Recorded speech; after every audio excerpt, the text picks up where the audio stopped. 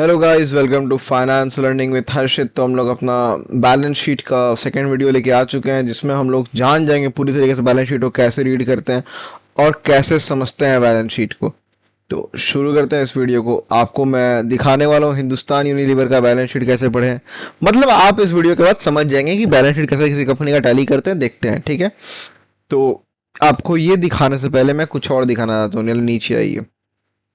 पहले non current assets आपने जो दिखाया था ना, पिछले वीडियो में हम लोगों ने दिखाया था कि करंट एसेट्स, आप लोग जो ये देख पा रहे होंगे, non current assets, current assets, non current liability, current liability, आप लोग जो दिख रहा है ये सब चीज, ये सब मैंने पढ़ा दिया क्या होता है क्या नहीं होता है। आज हम लोग इसके अंदर का जानेंगे, मतलब अंदर में क्या है ये।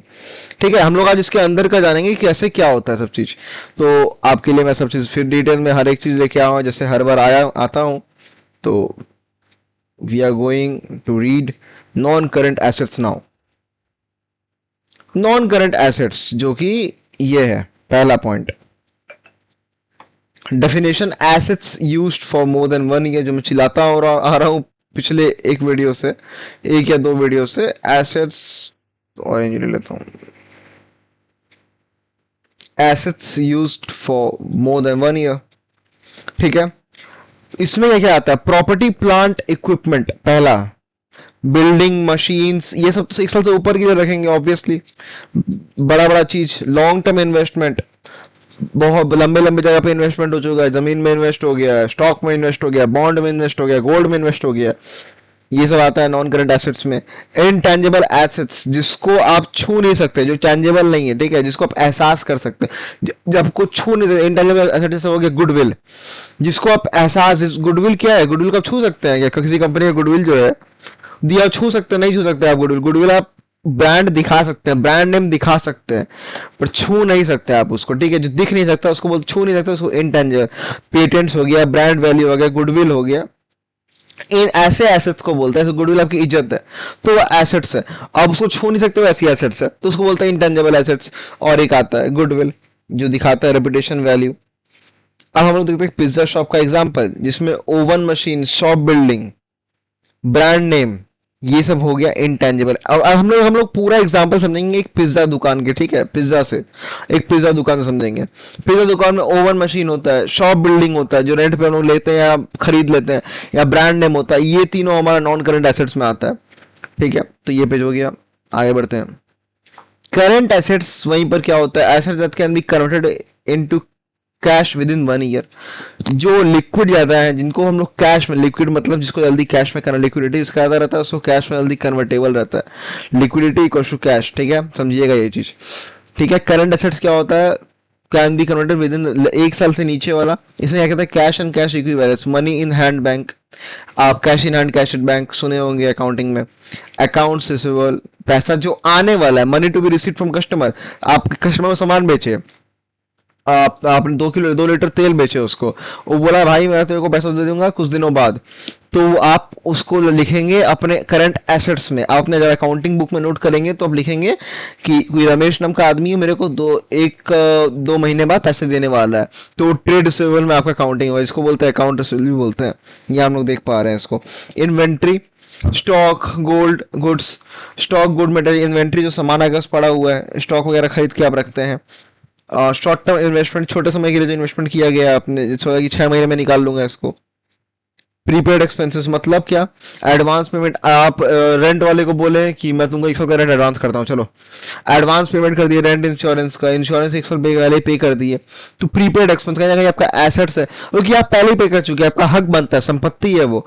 आप 1 साल पहले अगर रेंटल को पे कर दिए, किसी कोई रेंट में कोई आदमी आंटी है, तो आप उनको अगर पे कर दिए रेंट, ठीक है, आप 10 महीने का रेंट पे कर दिए, तो अब ये 10 महीने का आपका एसेट्स हो गया रेंट, बट वो आंटी है, वो अंकल का ये लाइबिलिटी हो गया, क्योंकि आपको 10 महीने तक का सर्विस प्रोवाइड करना उनका लाइबिलिटी है, और ये आपका एसेट्स हो गया, क्योंकि आपने उनको ऑलरेडी पे कर चुका है, जो सर्विस आपको मिला नहीं है, और वो सर्विस के लिए, वो सर्विस उनको जो देना बाकी है 10 महीने के लिए, वो कहीं ना कहीं आप उनके लाइबिलिटी को बना दिए हैं आपने 10,000 रुपए 10 महीने का पैसा देके। ठीक है, प्रोडक्ट शॉप में कैसे देखते हैं इसको? कैश आता है डेली सेल्स के लिए, करंट एसेट्स। ठीक है, इन्वेंट्री, फ्लोर, चीज, करंट एसेट्स, कहीं ना कहीं संपत्ति, यही सब हम सोता नहीं, हमारी संपत्तियां तो यही सब है। आप पिज्जा शॉप में क्या संपत्तियां होंगी उनकी? तो वही आटा, फ्लोर, चीज, ये सब उनकी संपत्तियां, छोटी छोटी चीज है उनकी, जिनसे उनका धंधा, जो रोजी रोटी होती है, पलता है पेट। रिसीवेबल, क्रेडिट, कस्टमर, पैसा आने वाला, कस्टमर क्रेडिट मैंने बोला आपको दे दूंगा, ठीक है।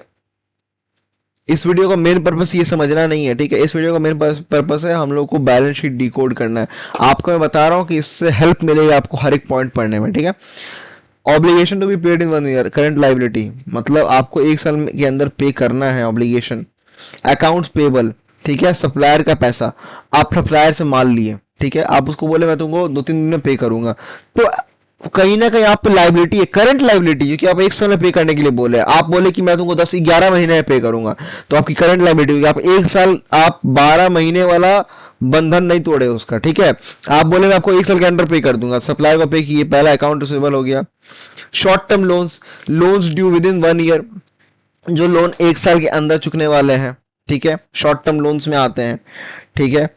सैलरी पेबल, एम्प्लॉय का पेंडिंग सैलरी, ठीक है, आप किसी अपने एम्प्लॉय को, जो रमेश है, रमेश को आप सैलरी नहीं, आप रमेश को सैलरी, पेंडिंग सैलरी है 10,000, 1 महीने का सैलरी, उसको बोले हमारा कंपनी इसमें प्रॉफिट नहीं कर पाया होता, तो 1 महीना रमेश तुम रुक जाओ, मैं तुमको बाद में दे दूंगा।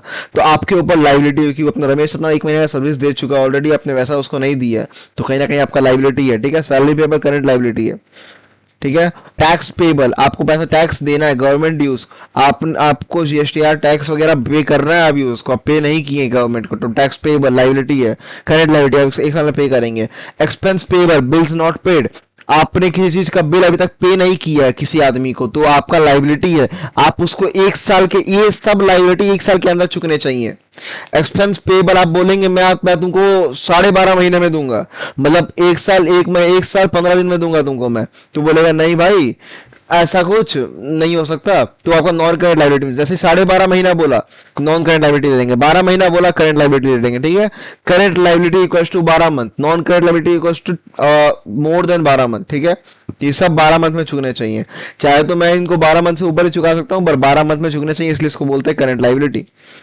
पेजेस ऑफ सप्लायर का पैसा, staff salary due, pizza shop में ये सब हो सकता है। मतलब पिज्जा शॉप में हर एक दुकान, एग्जांपल से पिज्जा शॉप का लिए तो यहाँ हर एक दुकान में आप कहीं ना कहीं आपका बैलेंस शीट का हर एक काम होता है, ठीक है। Non current liability, obligation payable after 1 year, long term loan same है। Brand, bonds, debenture, borrowed from investor, ठीक है। इसमें क्या है, डिवेंचर्स, बॉन्ड, डिवेंचर क्या होता है आपको ये काफी बेसिक से आना चाहिए, शेयर डिवेंचर क्या होता है, ठीक है। Deferred tax liability, future tax जो आपको पे करना है, ठीक है, फ्यूचर में आने वाले समय में। डिवेंचर वही होता है जिसका पैसा समझा ही देता हूँ डिवेंचर क्या होता है। आप अगर किसी कंपनी से, ठीक है, समझिए कोई किसी को आप पैसा दिए, ठीक है, अगर सपोज करिए आप किसी को पैसा दिए, जैसे आप अगर डिवेंचर दिए तो debenture borrowed money from investor, मतलब आप किसी बोरोवर, मतलब किसी इन्वेस्टर, समझिए एक्स का इन्वेस्टर है, ठीक है, आप उससे पैसा ले लिए, उसके बदले में आप उसको डिवेंचर इशू कर दिए, और वो उस पैसों पे हर महीना इंटरेस्ट मांगेगा, ठीक है, ये आपका काम है।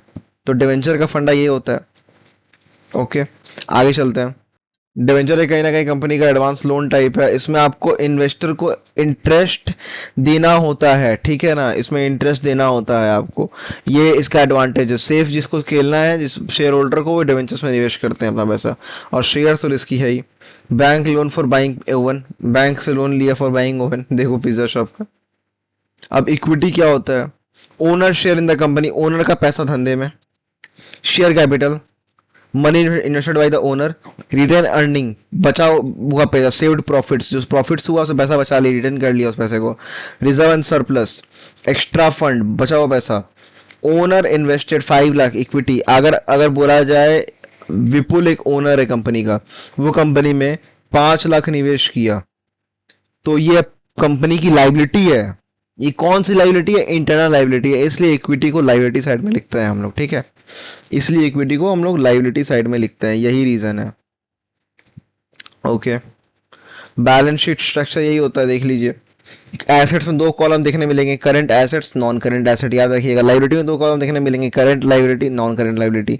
इक्विटी में दिखेंगे ओनर्स फंड, ठीक है, एसेट्स कैसे बनता है, लाइबिलिटी प्लस इक्विटी करके। ठीक है, अब आते हैं हम लोग बैलेंस शीट वाले पार्ट पे। ठीक है, अब बैलेंस शीट जो होता है ना, स्टैंड अलोन दो टाइप का बैलेंस शीट होता है। ठीक है, एक होता है स्टैंड अलोन, एक होता है कंसोलिडेटेड बैलेंस शीट। ओके, अब स्टैंड अलोन का मतलब क्या होता है पता है, shows the financial position of Hindustan Unilever. देखो, एक कंपनी के ना, जो बड़ा बड़ा कंपनी होता है ना, वो एक कंपनी होता है और बहुत सारी सब्सिडरी कंपनियां भी होती है उसकी, उसके अंडर में आती हैं। ठीक है, जैसे हिंदुस्तान यूनिलीवर एक कंपनी है जो शैम्पू वगैरह बनाता है, हिंदुस्तान यूनिलीवर आप बहुत सारे यूज किए होंगे। ठीक है, सॉस केचप किसान का आता है, ये सब चीज आता है हिंदुस्तान यूनिलीवर का। ठीक है, बट हिंदुस्तान लीवर में ना सब्सिडरी कंपनियां ही बहुत सारी है, मतलब Lakme lever private limited, bond export, और ये क्या है, डवेरे शोला state private limited, Jamnagar properties, Unilever India export. इतनी सारी कंपनियां हिंदुस्तान यूनिलीवर में एक्स्ट्रा आती हैं। पता है, हिंदुस्तान यूनिलीवर से एक कंपनियां नहीं है। देखिए, यूनिलीवर नेपाल लिमिटेड, सब यूनिलीवर ही कंपनियां हैं, सब यूनिलीवर के अंदर में आती हैं। तो अब जो बैलेंस शीट निकलता है इन सबको मिला के ना, उसको बोलते हैं कंसोलिडेटेड बैलेंस शीट। और सिर्फ हिंदुस्तान यूनिलीवर का बैलेंस शीट निकलता है, उसको बोलते हैं कंसोलिडेटेड बैलेंस शीट। मतलब मेन कंपनी जो है उसका बैलेंस शीट को बोलते हैं स्टैंड अलोन, और उसके अंडर जितनी कंपनियां आती हैं और प्लस उसको मिला के जो बोलते हैं कंसोलिडेटेड। मतलब इसमें अमाउंट्स ज्यादा दिखेंगे आपको, कंसोलिडेटेड में अमाउंट ज्यादा दिखेंगे क्योंकि बहुत सारी कंपनियां का अमाउंट मिल के आता है, उसके अंदर सब्सिडरी कंपनी का अमाउंट मिल के आता है। तो स्टैंड अलोन और कंसोलिडेटेड में एक ही डिफरेंस है कि स्टैंड अलोन से मेन कंपनी का दिखाता है, कंसोलिडेटेड उसकी सब्सिडरी कंपनियां का भी दिखाता है रिजल्ट। ठीक है, shows the financial position of Hindustan Unilever Limited, पहला दिखाता है point, shows the financial position of Hull and all subsidiary together one economic entity, पहला point. include only HCL HUL's, sorry, very sorry, HUL's own assets, liability, income, expense, include asset, liability, income, expense of all the subsidiary कंपनियां, मतलब ये सारी कंपनियां। Used to understand the performance and financial health of parent company only। parent company कौन है, बाप माँ company कौन है, हिंदुस्तान यूनिलीवर, और ये सब कंपनियां क्या है, इनके बच्चे हैं, समझ कहीं ना कहीं सबको मिला के कंसोलिडेटेड बैलेंस शीट बनता है।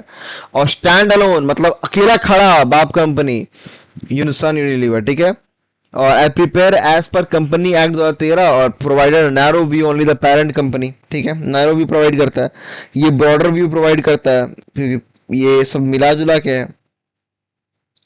ठीक है, use to understand the overall performance of financial entire group, पूरी कंपनी, एक मतलब एक ऑर्गेनाइजेशन हिंदुस्तान यूनिलीवर कैसा परफॉर्म कर रहा है पूरी समझने में स्टैंडर्ड कंसोलिडेटेड हेल्प करता है। बाहरी देशों में कैसा कर रहा है सब इसमें आ जाएगा, देश के बाहर अंदर सब। ठीक है, provide a broader and more comprehensive view, broader and more comprehensive view provide करता है। ठीक है, और फॉर्मूला देख लेते हैं ये, हाँ देख लीजिए, सब्सिडरी मतलब ओनली हल, स्टैंडर्ड मतलब ओनली हल ओन बिजनेस मेंबर नंबर्स। ठीक है, ओनली हल ओन बिजनेस मेंबर, कंसोलिडेटेड मतलब हल प्लस ऑल सब्सिडरी टुगेदर, और कंसोलिडेटेड फाइनेंशियल्स देख लीजिए, पेरेंट कंपनी प्लस हल सब्सिडरी को मिला के कंसोलिडेटेड बैलेंस शीट बनता है। आपको मैं बैलेंस शीट इस वीडियो में, आपको लंबा वीडियो हो जाएगा बहुत, इस वीडियो में आपको मैं बैलेंस शीट दिखाता हूँ कैसा होता है कंसोलिडेटेड, अगले वीडियो में आपको डिकोड कर दूंगा हर एक पॉइंट। ठीक है, तो आइए मैं दिखा देता हूँ एक बार आपको। ये देखिए, consolidated balance sheet stand alone दो टाइप का होता है, इसमें ये एसेट्स वाला साइड होता है पूरा, और ये लिक्विडिटी वाला होता है, इक्विटी वाला होता है, लाइबिलिटीज वाला। इसमें एसेट्स और लाइबिलिटीज, आइए आपको दिखाता हूँ वैल्यू में डिफरेंस होता है यहाँ पर। ये देखिए, इसका वैल्यू क्या दिखा रहा है नॉन करेंट एसेट्स का, 7710 करोड़, इसमें क्या 8625 करोड़। कहीं ना कहीं कंसोलिडेटेड बैलेंस शीट का वैल्यू बढ़ा हुआ क्योंकि उसका सब सब्सिडरी कंपनियां मिली हुई है सब। ये जो बैलेंस शीट देख पा रहे हैं ना आप, ये वाला बैलेंस शीट, इसमें ये सारी कंपनियां हैं, ये सारी कंपनियां हैं। ठीक है, ये सारी कंपनियां का एसेट्स लाइबिलिटी इस बैलेंस शीट में है, इस बैलेंस शीट में सारी कंपनियों का एसेट लाइबिलिटी इस बैलेंस शीट में है। और सिर्फ हिंदुस्तान यूनिलीवर पूछेंगे तो आपको खड़ा मिल रहा है स्टैंड अलोन। ठीक है, अगले वीडियो में हम लोग समझेंगे डीप एनालिसिस के साथ हर एक पॉइंट को। इस वीडियो में इतना ही रखते हैं, तो अगले वीडियो में आते हैं, हम लोग सिखाएंगे आपको सब चीज। तो तब तक के लिए थैंक यू, सब्सक्राइब करें, लाइक करें, ऐसे चैनल को देखते रहें। Thanks for watching.